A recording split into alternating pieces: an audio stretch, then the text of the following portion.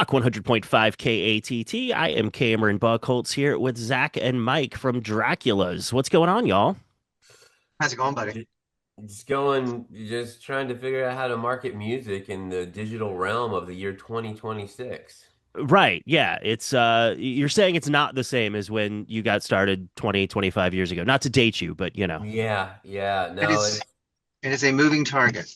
it's definitely a different ball game. I've been doing lots of reading about meta ads and streams and playlist editorials and yeah, I feel like it used to be just kind of like write a bunch of songs and play a bunch of shows and that was the main thing you did, and now there's a whole other aspect to being kind of terminally online. I don't want, I'm trying to embrace it. I am want to complain about it, but I'm trying to embrace it and figure out how to ways to do that and be artistic about it and have fun with it rather than, but sometimes it's a bit annoying.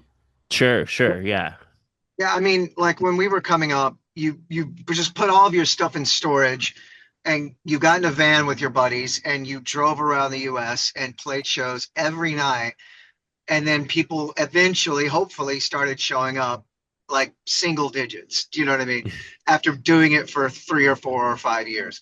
And and now there's this whole like 4D version of how to do this, and it's a pretty fascinating time to live in because the way we did it was the only way you did it. It was time for that to be sort of, if not obsolete, then added to, I guess I should say. You know what I mean? Because bands still tour and they still go out and do it, but now they have so many other tools to help themselves. You know?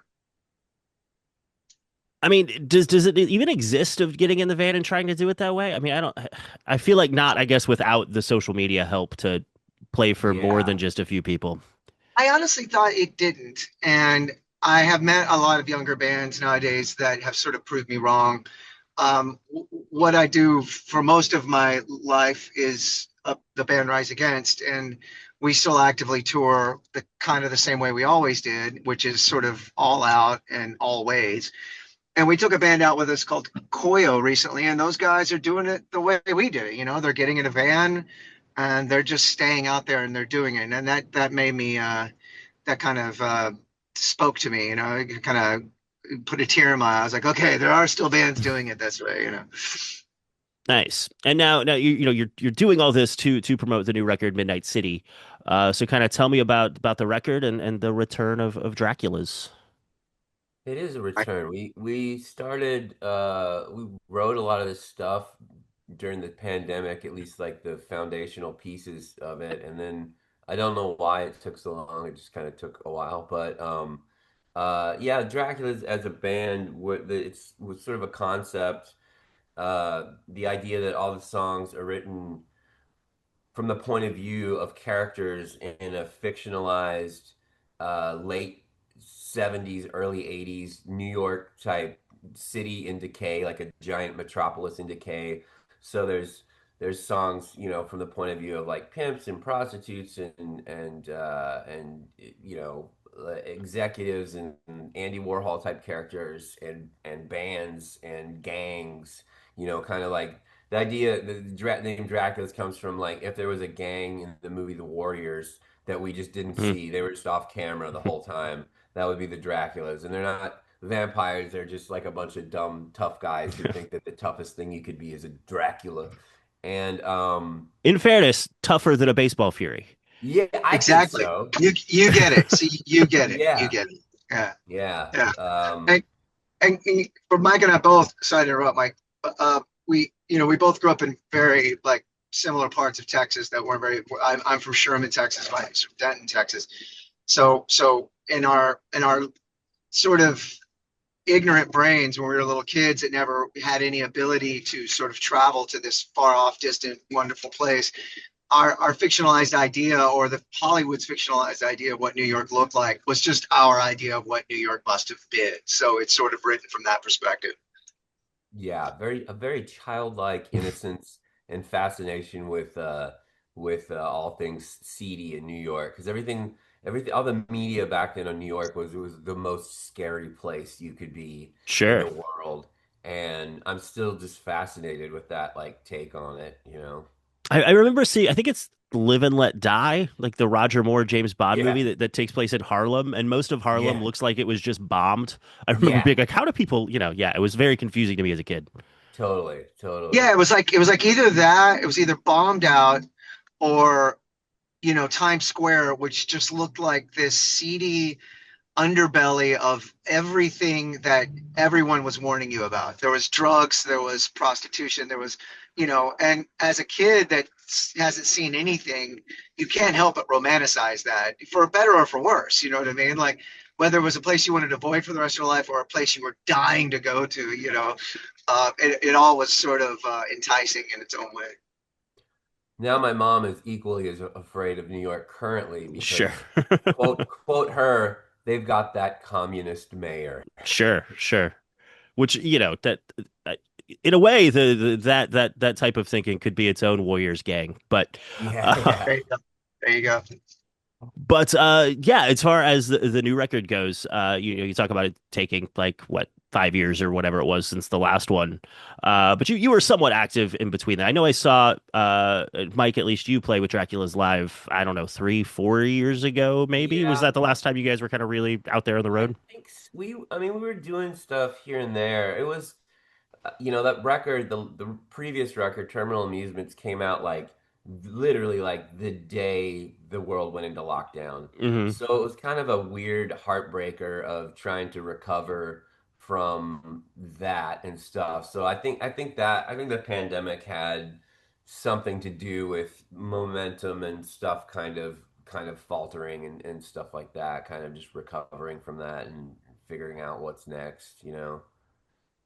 Yeah, I mean, unfortunately, I don't get to play live much with Draculas or tour it much. I kind of falls on Mike and uh, because of what I do, and it's a bit of a heartbreaker. Draculas is Mike and I, but the best way we sort of had this described in an interview that or a review of the new record that it is sort of like our take on what the Gorillas do. Do you know what I mean? It's as long as it's me and Mike, Hmm. it's the Draculas, and that might mean that he has to go tour it with somebody else. But as long as the record and the writing and the creative process is, it's always going to be Mike and I. Yeah. And then, so are there any live shows coming up? It didn't seem to be. I didn't find any on the interwebs or whatever. We're currently booking stuff for they were booking a tour out for the fall and some live shows in the summer and stuff like that. But yeah, I yeah, I was just kind of we should have booked stuff right around the release. I know that's what you're supposed to do, but things just kind of life and stuff just kind of got in the way of that. So, but we'll be hitting it, I think, a lot like later in the year for sure. We're trying to embrace the new landscape and just sort of flood everything with you know um, video segments, performance pieces, just as much content as we kind of get out about it in sort of lieu of playing a live show right now. Yeah, trying to just that's what I was saying, like trying to embrace like the visual aspect of the band because there is definitely a heavy visual aspect in this band. There's outfits and just imagery and all sorts of stuff to pull from. Yeah, I mean, you definitely have an advantage when it comes to that sort of stuff, the type of project that Dracula's is. You guys aren't just, jeans and a t-shirt kind of garage bands Yeah, you have a lot to pull from. yeah, that's our other bands. Sure. That that that I know. I'll say 4D again. It's kind of like that's what's always impressed me about bands is when you just try, you just go the next step. So it isn't just guys. There's nothing, not disparaging guys that get up there and like whatever they're wearing that day. But I've always liked it when a band just goes the extra mile and goes, okay, what's going to give them something else to sort of look at or to uncover or do a little bit of an archaeological dig and figure out that there is sort of a concept to this and there's a through line through the records and things like that.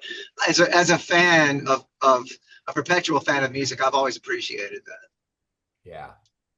And then kind of going back to what we were first talking about in terms of figuring out the social media age and stuff and promotion. What have you guys found that is effective, or what do you enjoy the most of that side of it? Well, I mean, I always wanted to be, and I have been pretty involved in making videos and film and stuff like that. But this is still a pretty DIY project, so it's forcing me to like learn editing and shooting. We've got a bunch of videos that we're shooting in the next month, and just learn more of that into the creative process of being a filmmaker. I mean, I'm bringing in people to help with all that stuff, but I'm definitely like a producer on everything that we do, and learning all of it in a very DIY, like how can I do this Mm. myself kind of way, until this record blows up and I can hire people to do a little bit more of it for me. Mike and I are we sort of it's sort of Lenny of Mice and Men with the Draculas project for both of us that we sort of have our hands on anything and everything. We both produced the new record. Um, we write it all. We played everything on the new record. Our longtime drummer Sam Keir, who's Riverboat Gamblers drummer, and Sam Francisco on the album credits. We brought him in sort of at the very end to play drums on what we had already been demoing since the last record. We got sort of married to the demo process and sort of just enhanced our demos and added real drums in the studio, and Mike added vocals. But all that to say is like we sort of strangled everything to death ourselves. And fortunately for me, Mike is resourceful when it comes to the digital stuff and the videoing, and he's a pretty damn good actor himself. Oh, oh, you go on. So And now, what has your experience been? Because obviously, coming from other projects, what's it been like trying to get Riverboat Gambler fans on board with Draculas or Rise Against fans on board with Draculas? Is it harder than you thought? It's What's kind of harder the yeah? yeah, you would think that people would. I think there's a lot of music in where I've come to embrace this more, and that people are kind of like there's super fans that really like me and Zach, and I'm sure you too, Cameron, that like really want to dig into like a band. Like if you like a song, you want to know who all's in the band, what they're doing, what their bands were before, all that stuff. But there's a lot of people Mm. that music doesn't mean that to them, so yeah, it's been a lot harder trying to kind of rope people into this, and that it's a concept, and that it's not the same thing because it doesn't like Dracula's doesn't sound anything like Rise or Riverboat Gamblers, and so it has been more difficult, yeah, a bit, but I don't know. I kind of embrace that too, and I feel like with this record and more stuff like kind of happening around this record, and it's doing the best of any of the records we've put out, like that it's just that thing of it's taking people a little while longer to catch on and kind of figure it out and stuff like that, and it just needed that time to gestate through two other records and an EP. Gotcha. yeah, I mean, I just did an interview with an Italian publication, and she was saying when she got the sort of press about it and said, "Oh, it was a guy in Rise Against," she thought she knew what it was like, and that was the biggest compliment to me. And she goes, and I got to admit, I got the feeling she wasn't so much a Rise Against fan; she was more a fan of what Dracula's was sort of pulling from, and she loved it. And she's been listening to the record every day, and I took that as such a compliment. It would be so easy for Mike to do uh, Gambler Part Two because he is, if one of the major, if not the most major songwriting component of the Riverboat Gamblers, and it would be so easy for me to put out a solo record that sounds like it would be easy. It'd be like I know the Rise Against fans are going to like this, and it would just sound like Rise Against. Yeah, the songs Um, that didn't make it to, I've got a lot of songs that don't make it to Riverboat Gamblers, and Zach has a lot of Mm. songs that don't make it to the end of, come out on a record. You just, well, those demos, you just put those out at some point, and maybe we right. both will do that for our own things, Hmm. whatever, But yeah, this very when we went into this band, and especially as it's gone along, it's a very specific point of this should not sound like those bands like Rise or Gamblers. And we go out of our way to sort of keep pushing that envelope and keep bringing in new influences and make this its own thing. As a musician and as a creative, the best compliment you could give me is like, man, your career is kind of all over the place. You've done all these different things, and I take that as a badge of honor, really. Yeah, absolutely. And before I let you guys go, kind of what is going on with the other projects? What's Mike? What's happening with the Gamblers? Without getting too personal or whatever. I know you kind of had to take some time away for a Yeah. bit, and Yeah, I had to take a little time off for mental health purposes, which if you can and you need it, I encourage everyone to do so. Um, but for Gamblers, we actually just got off a Zoom call. We're working with a producer named Ted Hutt, and this summer we're gonna go. It looks like we're gonna go to El Paso and record our first, not our first album. Our I don't know how many albums it's been, but the we haven't put out an album in like 12 years. So we're gonna actually, the writing process is very deep in writing Riverboat Gambler songs and the other guys in the band too. And so yeah, we're gonna have a record out. I don't know when the record's gonna come out, but I know we're gonna record in August. And we're working with a cool label called Smart Punk, and that's what's happening for Riverboat. What's going on with Rise, Zach? yeah, I'm sure you're going to Oh, be Touring the basically world and everywhere. elsewhere. Yeah, yeah. I know. I think you got a big Europe run and then a run later in the year here in the U.S. it's ridiculous, man. We never stop. I mean, it's a great problems to have because I would have thought, the band's been together 26 years. I've been in the band 20 years. Um, and it just never stops, much to sort of Mike and I's chagrin with Dracula's. We had the time to stop and do Dracula's in 2013 because Rise actually was about that point where it was a breaking point where it was like, we got to stop. So we had the year off. And because I don't have kids and everything, I called up, Mike, who we've known for each other forever. And I've always admired him. And we're like, man, we should do something together. And we had the time to start a band, but then quickly Rise Against got busy again. So it's just so chaotic. But all that to say, yes, I'm leaving for Europe. We're doing Warp Tour DC in a few weeks. And then we go a few days after that, we go to Europe. And then we do Warp Tour Mexico. We do Rock in Rio with the Foo Fighters. Um, So small venues for the most part. Yeah. yeah. And then and then we do a little 3-day run in the UK with Genie Eat World.